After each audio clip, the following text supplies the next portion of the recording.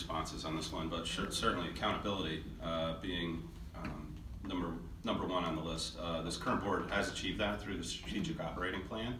That is a defined set of what you're supposed to do, and the board at the end of the year is supposed to grade the superintendent on what the school system did with respect to those. So we've been doing that. The next board is going to have to recraft that plan. This one had a 3-year shelf life, and it's been tweaked and modified, but it's coming near its end. So the next board will have the task of doing that. As well, longevity. I think you heard Mr. Barba say, like, we cannot have a revolving door at the superintendent level. You know, this hits the press. It makes everybody look at Norwalk as I'm not living near there. That school system's chaos. I'm not even going to invest my time there. So, you know, as long as that superintendent is accountable, and longevity would be a very important goal for he or she. And then last but not least, in terms of 3, is somebody with a lot of experience, and somebody with a lot of experience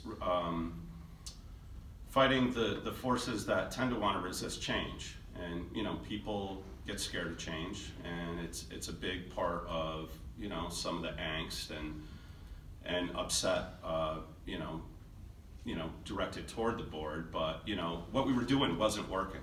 It had to change. So we had to change it, and short term there's upheaval. We look at what works and what doesn't work. If it doesn't work, we're not going to continue it. But without doing that change in the first place, you're never going to find out. So those are the 3 things. Thank you. Thank you. So the first thing I'm going to look for is a commitment to professional development.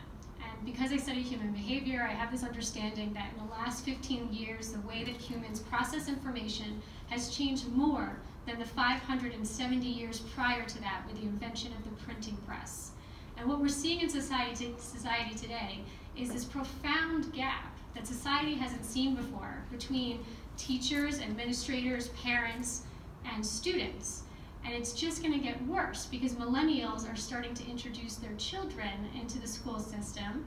And the alpha generation is just about to take over in terms of population of our school district. So how they're processing information is completely different than how our teachers learned to teach information.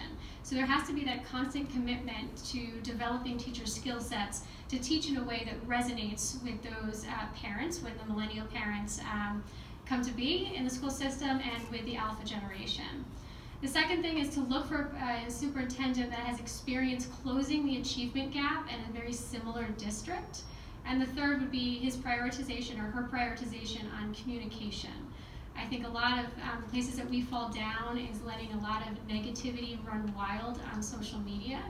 And I think there's an opportunity with a superintendent who prioritizes positive and proactive communication to control that message, neutralize that message, and make sure that we're putting out a positive representation of Norwalk Public Schools to our citizens and to the surrounding districts that may be considering moving into our city.